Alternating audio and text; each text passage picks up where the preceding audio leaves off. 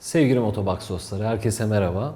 Bugün sizlere SYM'nin en son gelen modeli olan MMBCU Mambo'yu tanıtacağım. Mambo 160. Birçok özelliği olan, gerçekten ayrıntılı anlatmaya değer, ayrıntılı anlatmaya hak eder. Benim de son zamanlarda kullandığım en ideal şehir içi ve günübirlik gezilerin ideal bir birleşimi olan güzel bir kombinasyon bir scooter anlatacağım. MMBCU 160 adı üzerinde 160'lık bir motora sahip, 158 cc, ısındığında 160'a tamamlıyor. 158 cc hacminde sıvı soğutmalı. Aslında bir önceki Dragon modelinin şasisiyle o baz üzerine kurulu. Dragon 160'ın üzerine kurulu ama çok daha fazla geliştirilmiş özellikleri var. Üzerinde birçok en son teknoloji ürünler var. Şimdi yavaş yavaş anlatacağım. Bir kez öncelikle 158 cc su soğutmalı ve 135 kilo ağırlığında. Boyutları 2 metre yaklaşık, 1.99,5.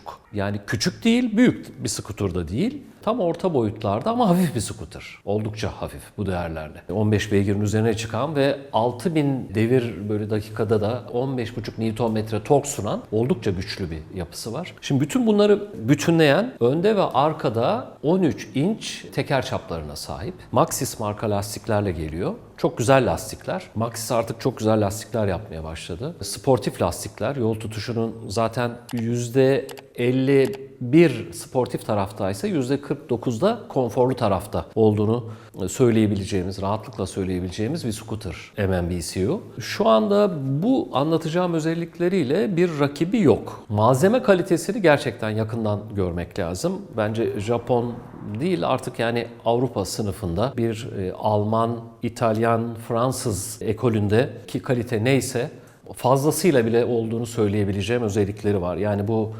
griplerde, gidonda, manetlerde, yani buradaki fren hidroliği haznelerinde birçok detayda görebileceğiniz ayrıntılar ama yakından gelip bunu bizzat görmeniz lazım. Gerçekten çok iyi bir ürün çıkarmış SYM. 158 cc hacminde 15,5 Nm torku 6000 devirde veriyor. Fakat genel olarak lineer bir tork eğrisi sunuyor. Yani size sürekli bir çekiş sunuyor aslında. Bunu nasıl sağladığını da, ekosistemini, yani motor yönetim sistemini de anlatacağım. Üzerinde Hitachi Keihin, ki Japonların en iyi markalarından bir tanesidir. Birçok dünyadaki işte Kawasaki gibi, KTM gibi firmaların, büyük firmaların kullandığı ekosistemlerinden bir tanesi. Bu engine management yapısıyla, yani engine control unit dediğimiz kontrol ünitesiyle hem full injection, yani enjeksiyon düzenini gazla birlikte sağlayan, bunun management'ını, yönetimini yapan bir sistem. Aynı zamanda da arka tekerdeki yere ani gaz vermelerde bazen yüzeyden kaynaklanan tam tutunmanın olmadığı yerlerde, biraz tekerin yükselebileceği yerlerde bunları anlık olarak ölçerek,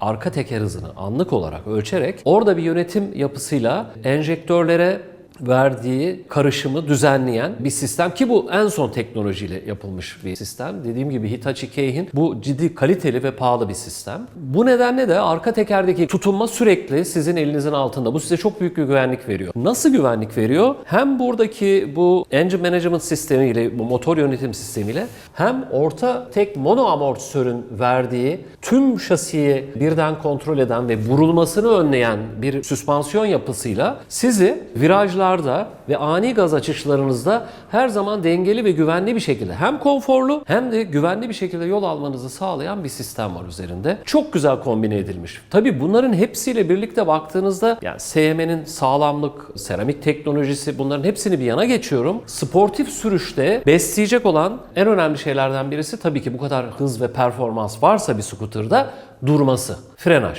Üzerinde Bosch'un 10.3 versiyonu olan en üst düzey fren tertibatı var. Bu scooter'ı tabii ki biz bu hacimler için konuşuyoruz. Bazen olabiliyor, bir motosikletle falan kıyaslandığı olabiliyor ya da işte 500 cc üzerinde 2 silindirli, 4 silindirli motorlarla kıyaslandığı oluyor. Bunu hep biz bu sınıfta bakmamız gerekiyor. 160'lık bir scooter için bu Bosch'un 10.3 fren sistemi, gerekse Hitachi Keihin motor yönetim sisteminin verdiği çok hassas, dengeli bir gaz kontrolü,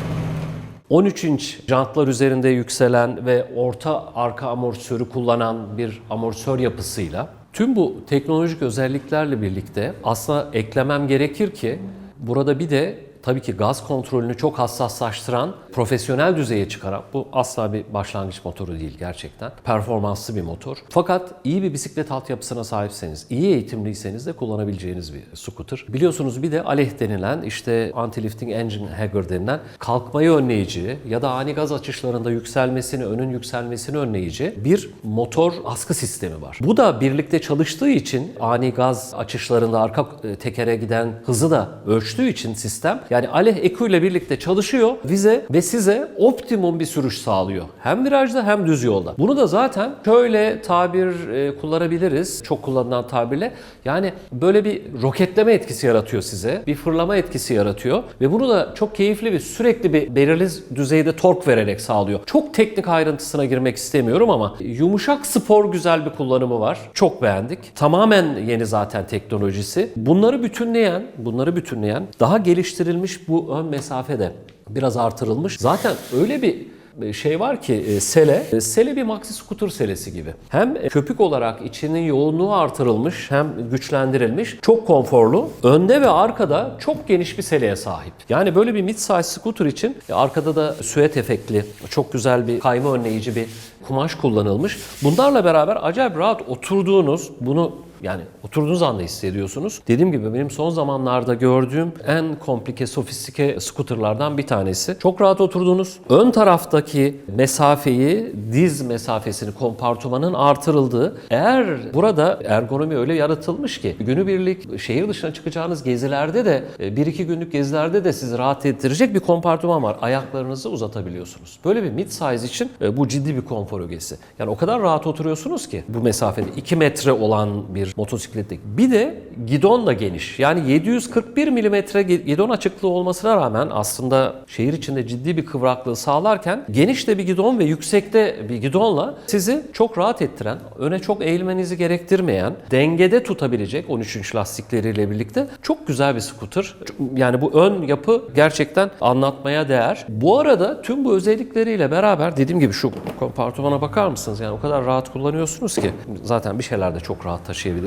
İdeal bir şehir içi ve bence hafta sonu içinde böyle 100-110 km hızlarla sürekli seyredebileceğiniz, sıkıştırdığınız zaman 125-130 km hızlara kadar çıkacak ama tavsiye etmiyoruz 12-13. Yani scooterlarda 13-14 inç lastiklerle yüksek süratlere çıkmamak gerek. 120-130 çok yeterli. Bir yerden kaçmanız gerektiğinde, bir otomobil sollamanız, işte bir kamyon sollamanız gerektiğinde gaz açarsınız. Sonra bırakırsınız 100-110 km hızlarla çok rahat 2 kişiyle seyahat edebileceğiniz ideal bir scooter. Bu arada yakıt teknolojisi de tabii çok işte bu engine management sistemle geliştirildiği için 2 litreler civarında yakıyor. 2-2.1 civarında yakıyor ki 160'lık bir scooter için, 15,5 Nm tork sunan bir scooter için gayet güzel değerler.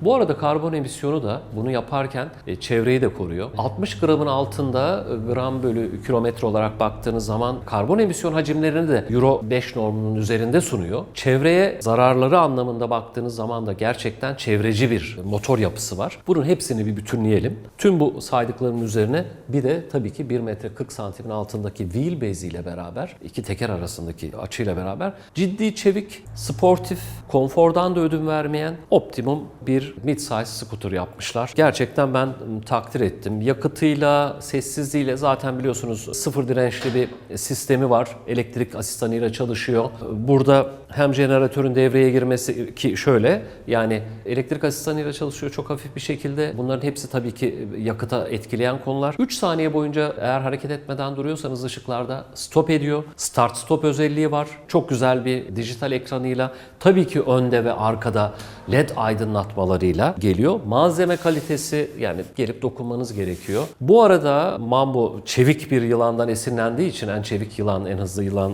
diye geçiyor. Yılan deseniyle burada pürüzlü yılan pullarını andıran bir desen var. Çok güzel her iki tarafta da. Bu arada antireflektif bir boya. Normal boyanın üzerine bir kat daha atılmış kaliteli bir boyası var. SYM bu konuda çok gelişmiş durumda. Yani önceden sadece sağlamlığı ve konforuyla meşhurken artık bu isim yapmasını biraz da bu teknolojilerin tümünü de kullanmasıyla birlikte de daha da geliştirecek gibi görünüyor. Bu reflektif boya renkleri değiştiriyor. Yani griden maviye, pembeye doğru güneş ışınlarının geldiği açıya göre burada gördüğünüz gördüğünüz mat mavi, yani bir taraftan ışığın gelişiyle birlikte baktığımda ben hafif pembemsi bir yapıya, maviye çalıyor ya da işte mat gride kalıyor. Çok güzel bir, çok aşırıya kaçmadan mat sade bir ışıklandırma var üzerinde. 7,5 litrelik deposu ön tarafta. Yine elinizde kalmayan, çok güzel aşağı tarafta kalan 7,5 litre bir deposuyla rahatlıkla 250 kilometrelerin üzerinde yol yapabileceğiniz, sizi hem uzun yolda 2 kişiyle rahat ettirecek, 100-110 kilometre sürekli cruise edebileceğiniz, standart süratlerle gidebileceğiniz, size düzenli olarak tork, belirli bir tork sunan, adeta aynı torkla gidiyormuşsunuz gibi bir etki yaratan, 13 inç için, 158 cc için bence ideal bir scooter. Arka taraftaki bu yağmurdan, çamurdan korumalı, tümüyle kapatılmış çamurluk yapısıyla, çok detay çalışılmış bu geniş sele yapısıyla, bu arada 28 litrelik depo altı hacmiyle, ki bir tam kask, yanına da montunuzu, küçük işte eldivenlerinizi vesaireyi hepsini koyabileceğiniz, oldukça geniş. İki tam kask almaz ama bir tam bir yarım kask ya da onun yanına montunuzu koyabileceğiniz. Yani bu seviye için hayret verici derecede geniş 28 litrelik bir hacim sunuyor. O da çok güzel. Bu geniş seriyle birlikte. Ön tarafta 700 mililitrelik bir su şişesi koyabileceğiniz alanıyla, USB çıkışıyla, start stop özelliğiyle çok güzel, çok ideal. Önde çok sportif bir dizaynıyla, ki şu anda üretildiği ülkede Tayvan'da en çok satan bu sınıftaki scooter. Bence Avrupa'da da aynı başarıları elde edecek. Daha bu hafta girdi. Yani Mayıs'ın ikinci haftası 2024'teyiz. Yeni girdi Türkiye pazarına. Çok kaliteli bir scooter. Yakından incelemeyi hak ediyor. Benim de dediğim gibi son zamanlarda kullandığım, gördüğüm özellikleriyle çok göz dolduran bir scooter. Daha yakından tanımanız için sizleri Motobox Showroom'una bekliyoruz. Lütfen kaydolmayı ve bizi like etmeyi unutmayın.